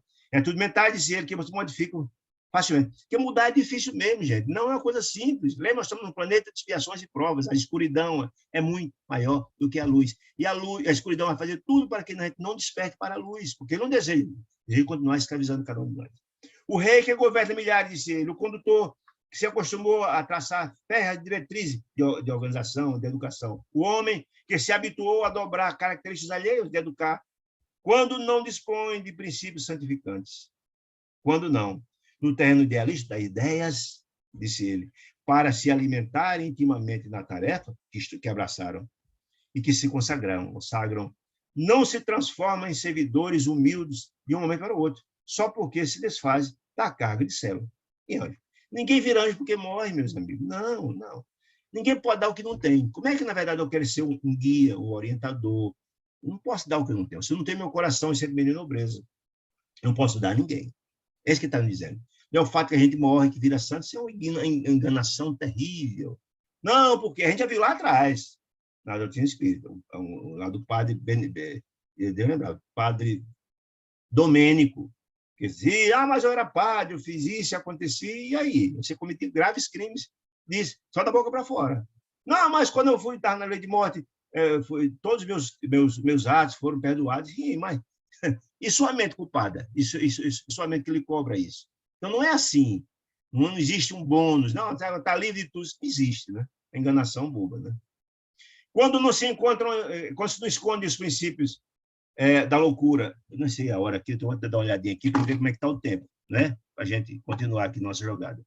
Bom, se vier, nós estamos mais ou menos na metade da fala. Eu sei que nós passamos até 10 minutos do momento. Mas se tiver alguma dúvida, pode ficar à vontade. Se não, a gente coloca no fim, tá certo? Para a gente não atrasar. Quando se recomendam os princípios da loucura no eclipse total da razão, por tempo determinado, quando você não deixa seu coração, sua mente só voltada para o crime, em vista de desvarios da intelectualidade e do poder, o resultado disso, dessa loucura, de continuar sua mente direcionada para o mal, são conservados e respeitados na obra evolutiva do mundo. Ou seja, aqueles que despertaram, que cometeram fatos, mas que trilharam o caminho da luz, estão lutando, se esforçando. Tem defeito? Tem, mas estão lutando, se esforçando e orando. Eles sim são utilizados por Deus, sem dúvida nenhuma. Quer dizer aqui, são, na evolução do mundo, são conservados e respeitados ao longo do mundo pelas qualidades apreciáveis e ditas que já conquistaram. Tem defeitos, mas tem qualidades, né? Embora paixões violentas que lhe assinalam a vida íntima, está no porão, ele está conseguindo domar essas paixões infelizes, e são utilizadas essas criaturas, então, por gênios superiores, pelas entidades, pelos nossos guias espirituais, etc., no serviço de aprimoramento planetário, em que vigiam e reajustam os mais fracos. Isso é importante para a gente entender. Lembra a ideia da família universal?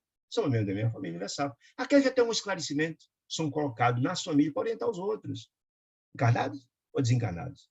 Muitos casos nós vivemos isso de alguém na família que é orientador, é a pessoa que concilia, é aquela criatura que dá a palavra, que ajuda, que chama, etc, etc, etc. Né? No mundo espiritual é da mesma forma. Os que têm um pouco mais ajudam os que nada têm. São membros da família universal. Os que mais têm, os mais sábios, ajudam os ignorantes. Os que mais têm amor e tal, ajudam os que não têm ainda. Essa é a história dos membros da família de Deus. Né? E são utilizados muito bem. É o que está dizendo aqui. Né? E que vigiam os mais fracos. Sendo vigiados, eles que também ajudam, são vigiados Por seus guias espirituais. Alguém acha que não? Alguém acha que o doutor Bezerra de Menezes não tem um guia espiritual? Tem, meus amigos. Alguém acha que o Cristo de Deus, que comanda, que coordena, que governa a terra, não tem um guia? Tem. Todos nós temos na escala que vai até Deus. Todos nós temos alguém que nos orienta. Lembra que Jesus, o tempo todo dia se reunia no final do dia para orar e pedir intercessão, orientação de Deus, diretamente com o Pai? Todos nós temos, né? Então, essas criaturas já com alguma dificuldade, mas que já conseguido alguma coisa, ajudam os que mais sofrem. Mas eles tinham seus guias que orientam também, né? Sendo vigiados e ajustados pelas mais fortes, conservando-se gradual e imperceptivelmente ao supremo bem, aceitando o plano divino em cuja execução passam a colaborar com fidelidade e valor. Todo o bem feito por qualquer um de nós, esse bem se assoma à contabilidade do mundo do bem. No dia que a humanidade, nós, criaturas, filhos de Deus, chegarmos a um patamar de compreensão e o bem chegar a 50,1% do mundo, o planeta será renovado, transformar-se. Enquanto continua o mal suprindo o bem, aí está distante.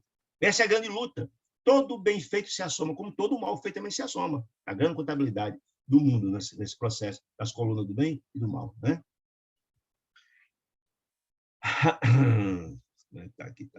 Tá muito bem. Em tal posição, auxiliam e são auxiliados, dão e recebem, impulsionam o progresso e progridem a sua tudo. Todo o bem que a gente faz, meus amigos, alguém, esse bem mesmo passa por nós. Nós somos o beneficiário do bem que a gente faz. Quando a gente aplica um passe a um irmão querido, aquela energia passa por nós e chega até ele. Nós somos o beneficiário disso. É como a mangueira, eu sempre falo isso. A gente vai aguar o jardim. Antes da água aguar o jardim, passa pela mangueira, beneficia a primeira mangueira. É assim que o processo acontece, né? Depois, ligeira pausa, disse ele, e continuou. Semelhante realidade, disse ele, obriga-nos a meditar na extensão do serviço espiritual. Veja, o objetivo de Buber está traçando esses detalhes todinhos para Eloy e para André Luiz, para esclarecer a gente. Segundo eles próprios, amigo, vamos fazer o bem.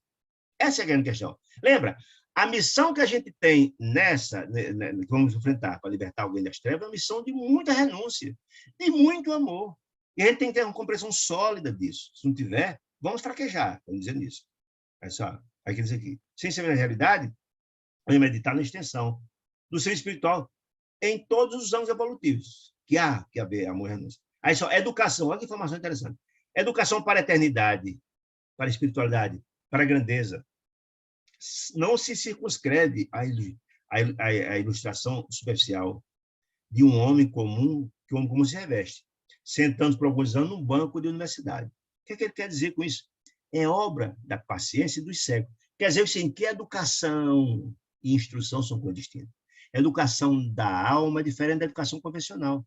Alguém pode ser um pós-doutor, mas de ignorância terrível. Analfabeto espiritualmente falando, dando coisas no vento, literalmente.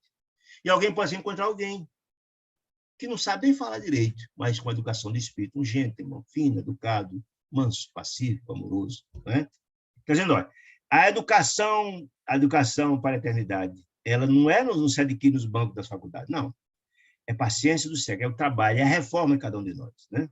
Se árvores existem, se assinaladas por centenas de anos dentro da finalidade que se destinam às árvores, quer dizer, que diz por milênios reclamados por individualidade, no caso, no capítulo assim, o que dizer de nós, individualidades, nós, né, destino, que dizer de milênios reclamados por individualidade, nós espíritos, no capítulo da própria sublimação. Então, olha, nós precisamos de um tempo grande, de um esforço muito grande, de uma luta muito grande contra nós próprios. As pessoas acham que o adversário está lá fora, não está dentro de nós mesmos.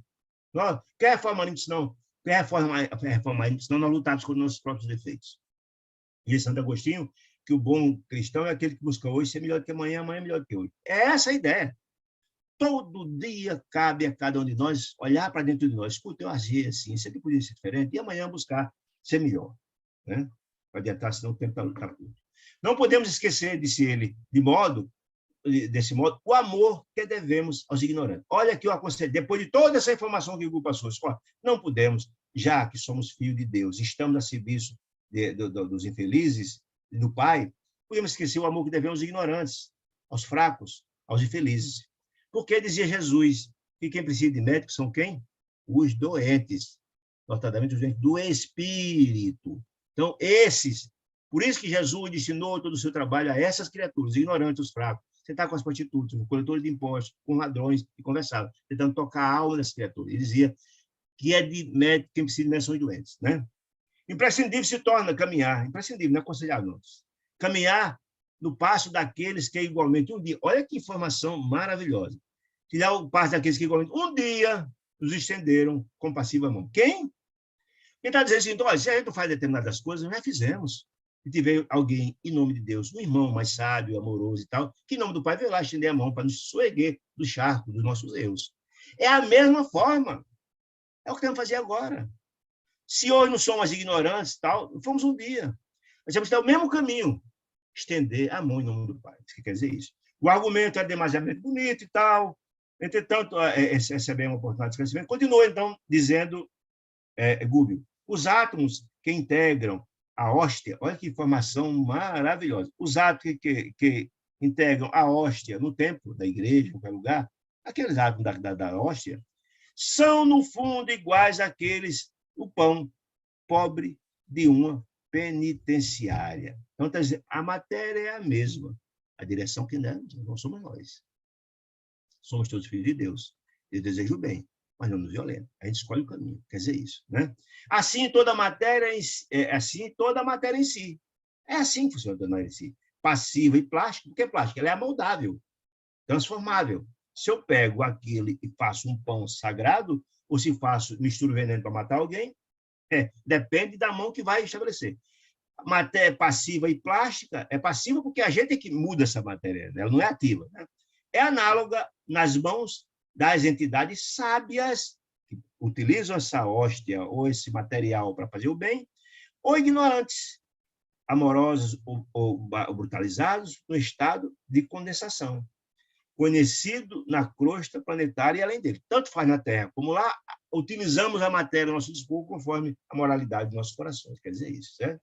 E a razão disso, são compreensíveis as transitórias construções.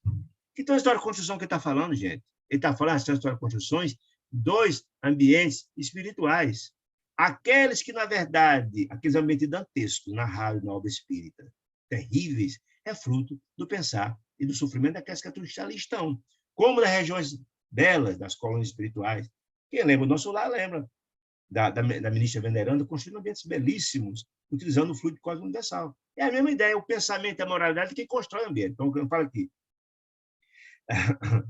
Em razão disso, são compreensíveis as transitórias construções, levantadas em nosso plano por criaturas desejadas do bem. Entende-se por que aquele ambiente é tão dantesco? Porque é o fruto do sentimento e do pensamento e do sofrimento daquelas criaturas. Para quem anestesiou as faculdades do prazer fugitivo, lembra das portas que eu falei? Porta negativo? A exceção da carne geralmente constitui o acesso doloroso ao estágio da incompreensão. Ou seja, se eu só fiz o mal, o processo de retomada para a exceção será duro. Eu preciso queimar. Por isso, vou dizer purgatório. Eu preciso purgar todo aquele sentimento infeliz e começar a trabalhar e elaborar no caminho da luz, né? E considerando que a maioria das criaturas humanas persegue as sensações do corpo físico, que ainda estamos ligados à materialidade, à animalidade, agindo por instinto, né? A maioria de nós, né? Disse ele. Qual se as atrações genésicas do sexo e o desvairamento, o apego aos bens, muitos desencarnam e ficam junto à casa, tomando conta dos bens que ele acha que é dele. Veja só, às vezes anos, muitos anos, décadas, etc. Né? O apego aos bens provisórios do ciclo dos mais baixos encarceram-se toda a felicidade do mundo. Eles acham que aqui na Terra, onde está a única felicidade, a única que eles conhecem é essa. Eu trabalhei, fiz, juntei muito dinheiro, tenho uma conta chuchuda e tal, tenho um marido bacana, uma mulher, vou ficar tomando conta. Ele só vê felicidade aí. Ele não conhece outro ambiente, né? A colheita de personalidade desequilibrada é sempre inquietante. Claro, quem colhe o que planta. Se eu plantei o mal, vou colher o mal. Conservando quase inalteradas as figueiras escuras dos insensatos cultivadores da satisfação egoísta a qualquer preço. Se aqueles que são egoístas, que só pensam neles. Jesus falava que o egoísmo é uma das grandes chagas da humanidade. Enquanto ele não fugir, não romper essa casca, não romper essa situação dramática. Loucos, perigosos, por voluntários. Por que voluntários? Porque não buscaram o caminho da luz, né? Só buscaram o caminho da angústia, da dor, da infelicidade. Enlouqueceram. São perigosos, porque tudo que tem no coração é sombra, é sentimento feliz. Dirigidos por inteligências soberanas, ai deles, mais infelizes do que eles, mais inteligentes, né?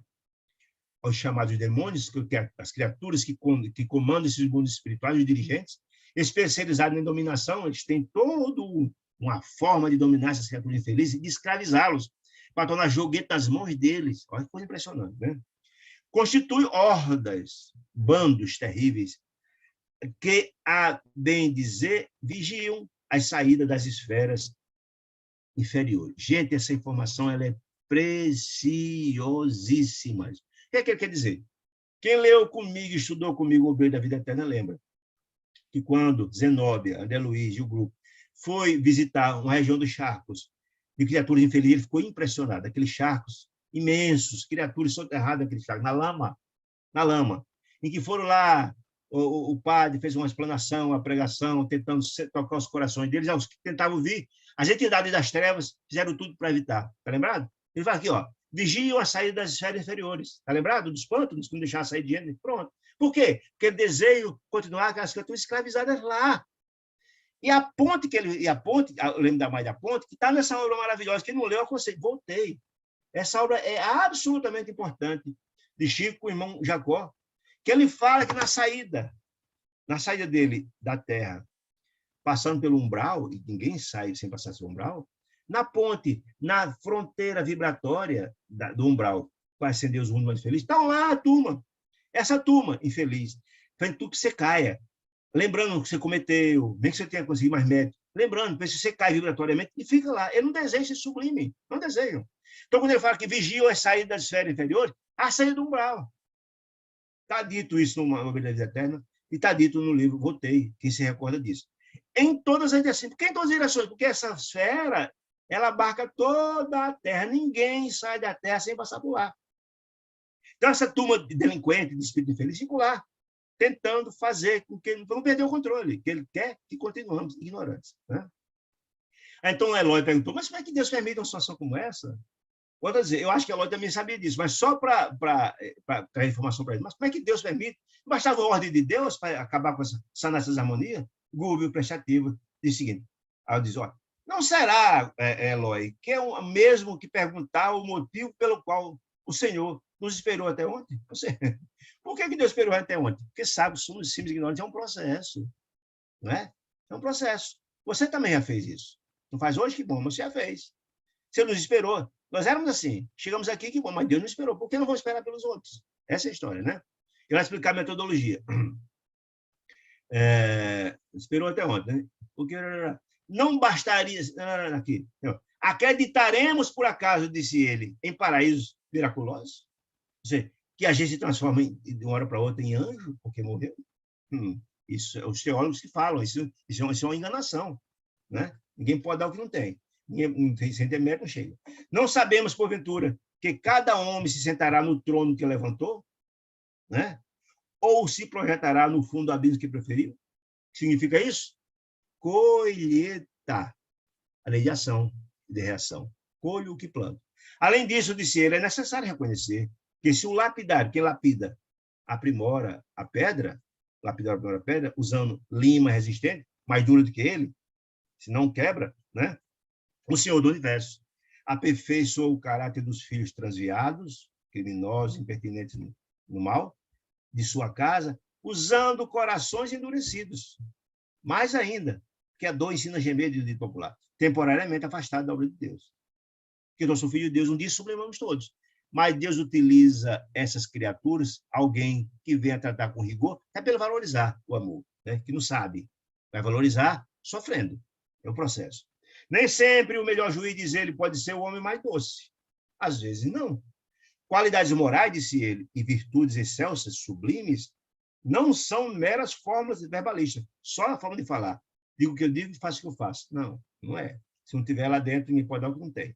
São forças vivas. O que são forças vivas, gente? Conquistas.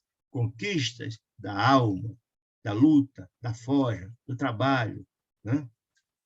Sem a posse delas, de quem? Dessas forças vivas. se é a posse delas.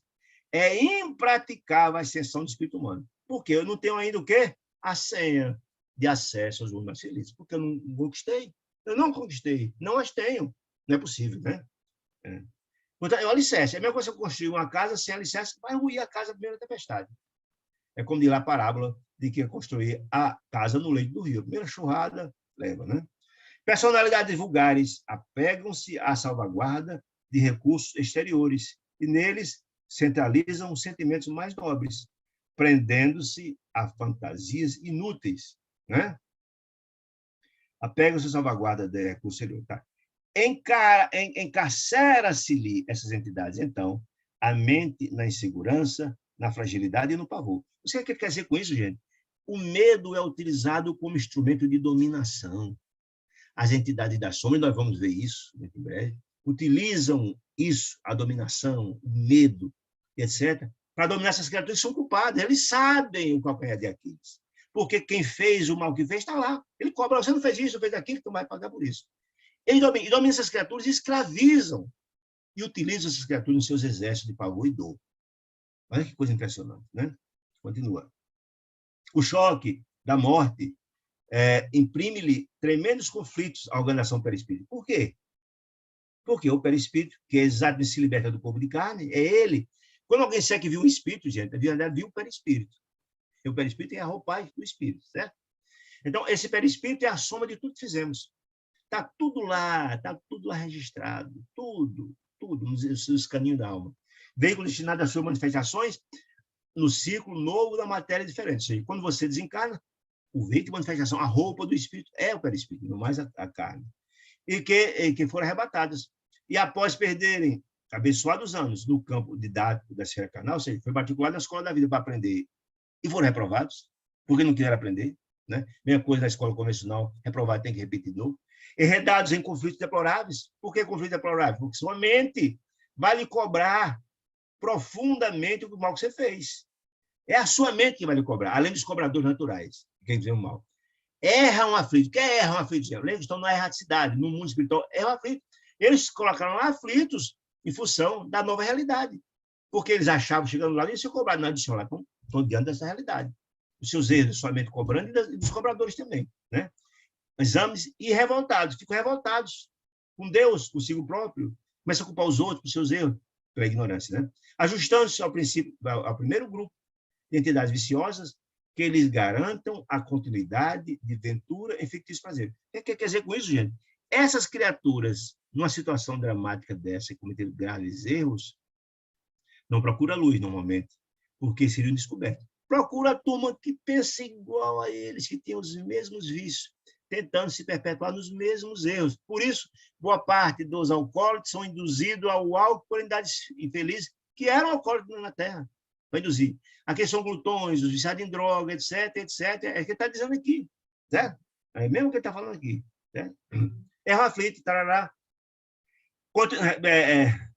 Buscando viciosos, entidades viciosas, que lhes garantam continuidade na aventura e ficção dos prazeres. Tem sintonia com isso. Diz ele, formam associações, olha que coisa impressionante, formam associações enormes e compactas, juntos, com o mesmo pensamento, com base nas emanações da crosta do mundo. Que emanações são essas, gente? Nas dominações daqueles que pensam igual encarnado nós.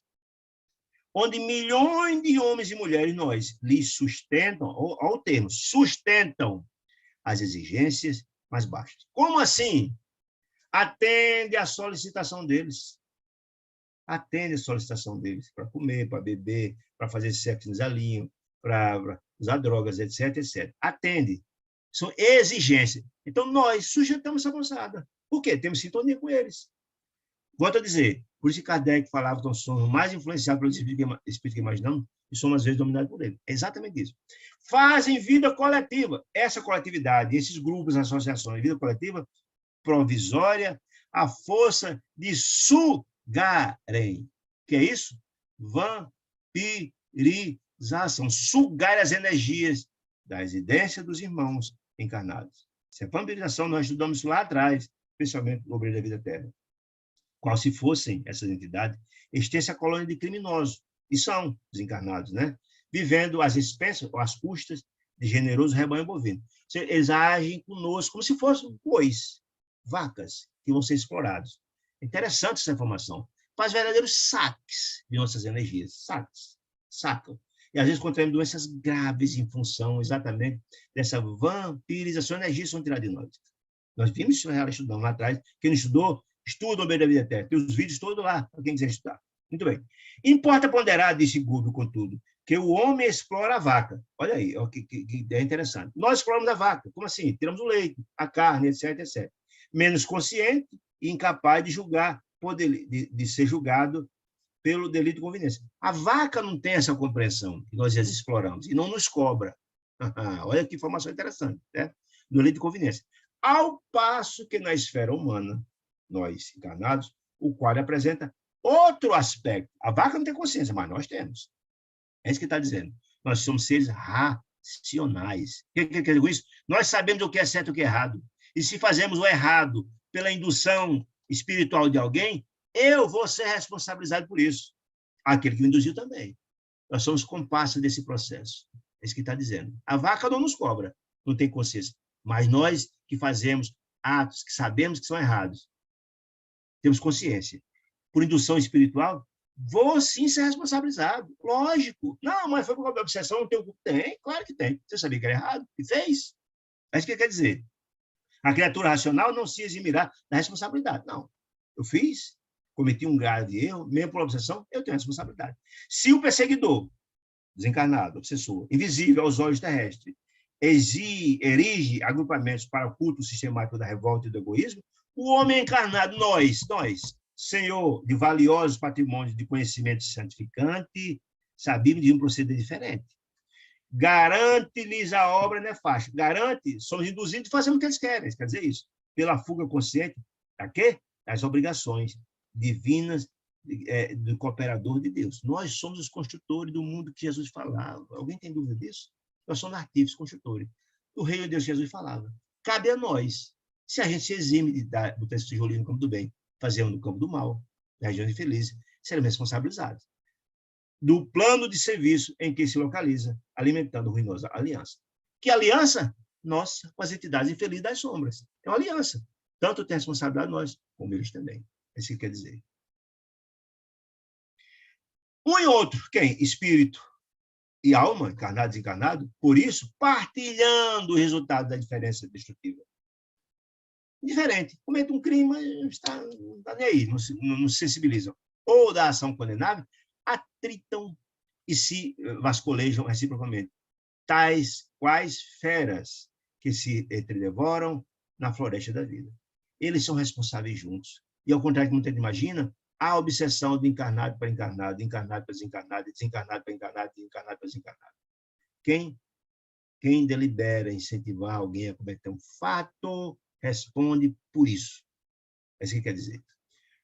Obsidiando-se mutuamente, quando nos atilhos são atilhados um com o outro, amarrados.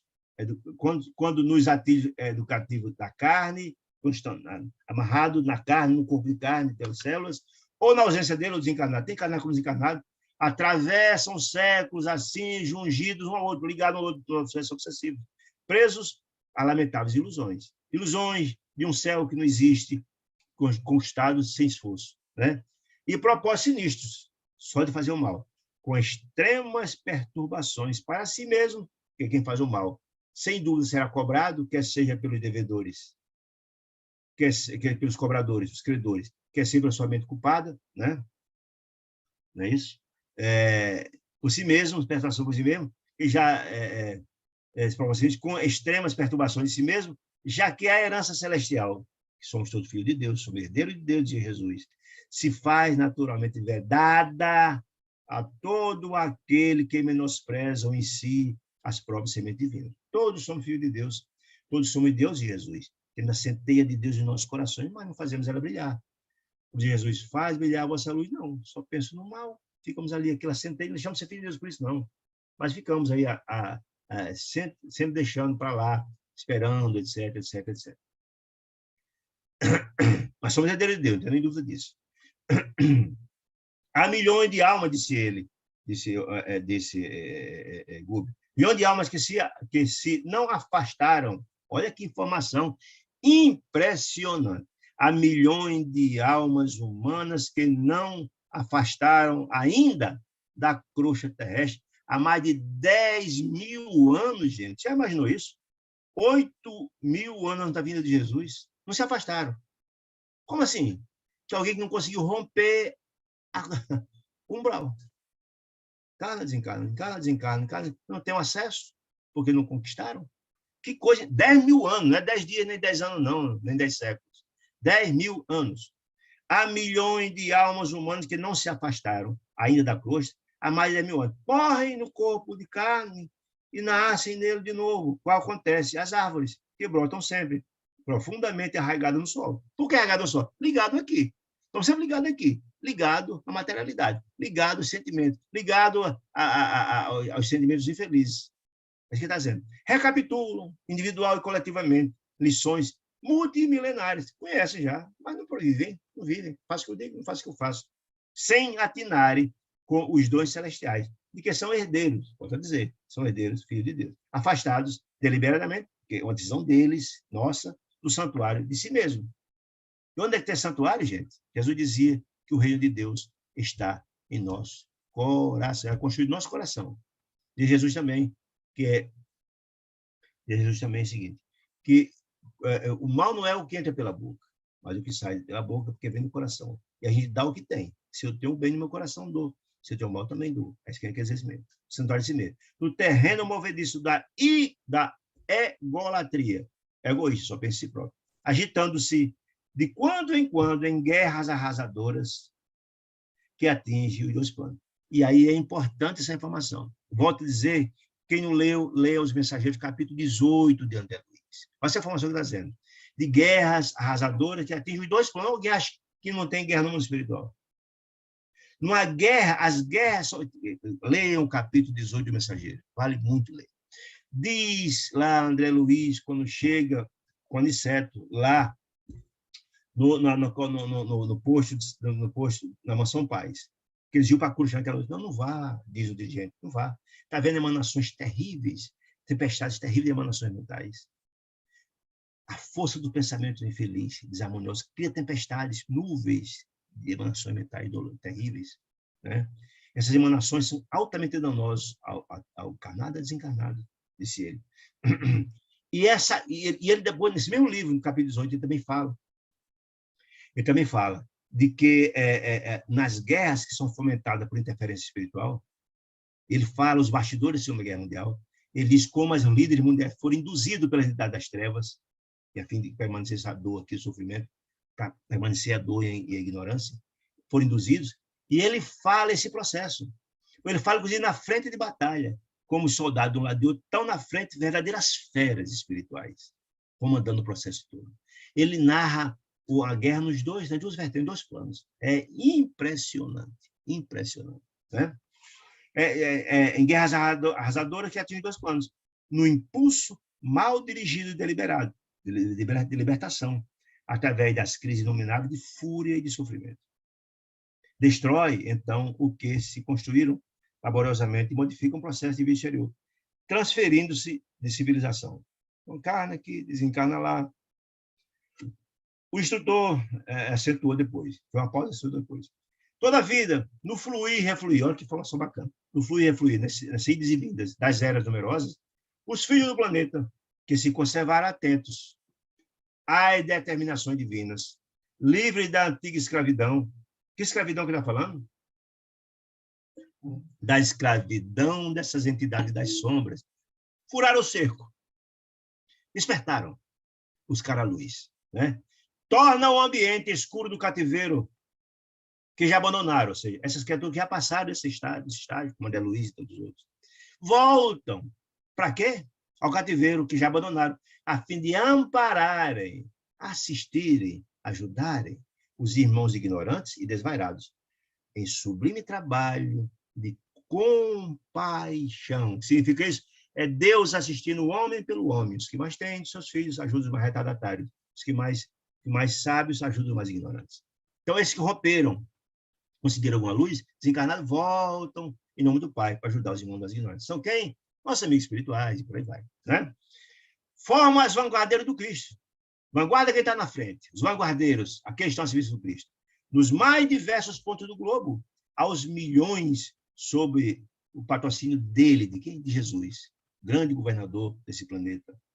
Operam no amor e na renúncia. Por que no amor e na renúncia? É uma missão de amor. De renúncia, por quê? Porque está usufruindo das resplandecências do lugar que é conquistado, mas vem em nome de Deus. É renunciar o seu bem-estar para fazer o bem ao semelhante. Isso é renúncia, é amor.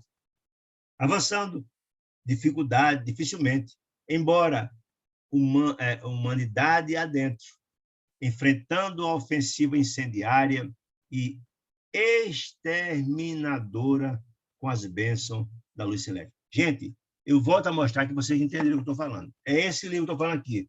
Os Mensageiros. Leiam o capítulo 18. Leiam. Acho que eu vou, não sei se me dá o tempo aqui. Ixi, está estourado. Eu ia ler aqui um pouquinho para mostrar, se não for, eu disse claramente, se não fosse o trabalho incessante dos emissários de Deus na luta da Terra, essas emanações, essa luz de emanações mentais de ódio, das guerras, etc., seria fatal para a humanidade, porque elas trazem doenças, pestes, e por aí vai. E esses trabalhadores de Deus são os saneadores desse ar, um sofrimento imenso deles, está dito lá no livro. Então, aconselho por demais a leitura desse capítulo 18 do livro Mensageiro. Ele é muito rico nessas informações a respeito do trabalho imenso dos emissários de Deus, um trabalho junto a regiões da terra, da crosta, que enfrentam imensos trabalhos, mas são fundamentais para que o amor de Deus assim prevaleça. Muito bem. Então, depois dessa explanação fantástica, Eloy disse a Gub, depois dessa explanação interessante, puxa vida, não imaginei que a nossa terra, que foi nosso domicílio, nossa morada, que a vida infinita, que a vida lá infinita se estenderia, essa vida infinita se estenderia lá, do mundo espiritual. E estranha e ameaçadora, ou seja, como é difícil efetivamente reencarnar num planeta de expiação e provas. Quer dizer, poxa, fiquei surpreendido com tanta informação, né? Então, disse Gúbio, porém, a ortodoxia, ou seja, as igrejas, as religiões ortodoxas que buscam, baseadas em dogmas, não é? Com informações de um Deus vingativo, de um Deus que condena as pessoas aos fogos do inferno eternamente. Ao contrário, Deus é o Pai misericordioso e bom, não impõe ninguém. Nós punimos a nós próprios, nossa mente culpada que nos cobra profundamente. Diz, olha, mas o mundo costuma ser o cadáver da revelação, ou seja, esses dogmas criam dificuldades sobremaneira para que o homem possa despertar para as realidades espirituais. E isso causa uma série de transtornos, uma série de dificuldades. Nós já vimos isso, quando desencarna, pensando numa realidade, quando na verdade é outra, né? Disse ele. Argumentos teológicos, que é os estudos das religiões, etc., de milênios obstrui os canais de inteligência humana quanto às realidades divinas. Isso obstrui, evita um esclarecimento que facilitaria sobremaneira aproveitar bem a reencarnação e, ao mesmo tempo, muito mais suave quando a desencarnação, né? A força mental, disse ele, sim, mas o homem quando ao descobrimento, mesmo a duras penas, mesmo com essas dificuldades, pode ser mais fácil. A força mental cada um tem, e a força da mente, que é extraordinária, ela permanece restrita, diz Gúbio, ao egoísmo, às personalidades egoístas. Ou seja, a gente utiliza a nossa força mental para preocupar só conosco próprio, o egoísmo, né? Disse Jesus, que é um dos grandes chagas da humanidade, é o egoísmo, né? Como o molusco que se preocupa, que está na concha, ele está no bem, está tudo certo. Né? Essa é uma visão equivocada. E sabemos que a semelhante energia, qual? A força mental é um patrimônio eterno, nos diz o público. Que com os sublimes, o que sublimamos essas forças mental, ou viciamos, emite raios criadores sobre a matéria passiva, né? Que nos cerca, né? Dependendo de nós a direção que venha tomar. O que é que ele quer dizer com isso, meus irmãos queridos? Quer dizer o seguinte, que nós utilizamos a nossa força mental de forma egoísta, só pensamos em nós próprios. Mas nós somos médiums, e toda a energia que a gente despende, nossos pensamentos, nossas energias, ela reverbera, ela repercute, ela influencia tanto uns aos outros, encarnados ou desencarnados. Portanto, somos médios, diz muito claramente Kardec, que somos médios, que nós somos influenciados, que imaginamos pelos espíritos, muitas vezes são dirigidos por eles. Isso também afirma André Luiz, Emmanuel, vai na mesma direção, Manuel Filomeno de Miranda na mesma direção. Portanto, somos todos médios.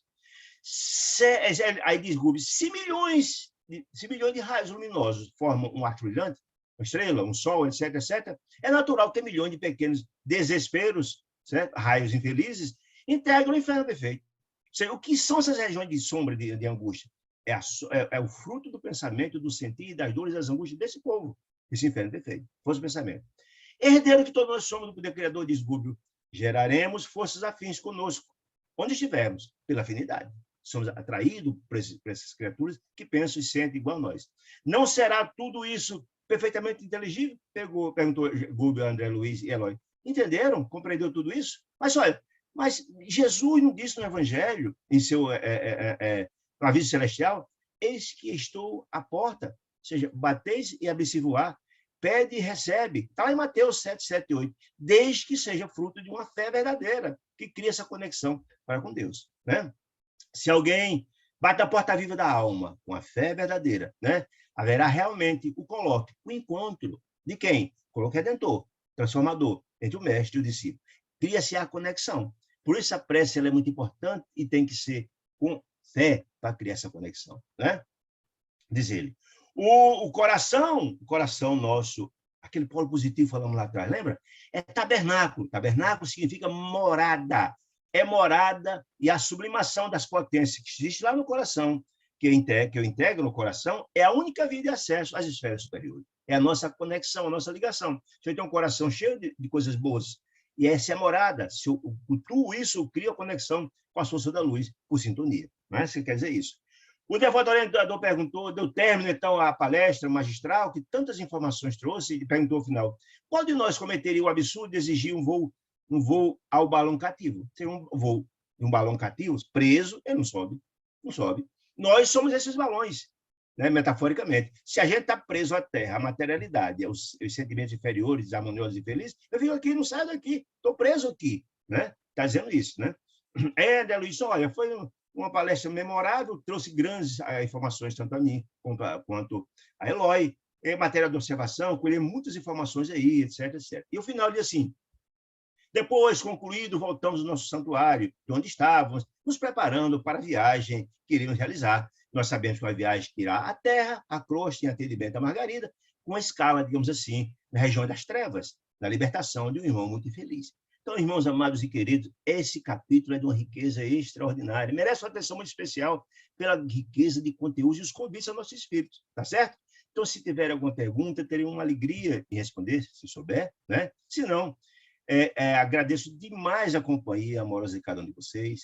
É muito importante essa nossa conversa, esse nosso diálogo. E esperamos contar com vocês na próxima quarta-feira, se Deus nos permitir. Fique com Deus, uma semana de muita paz e luz a todos. Muita paz.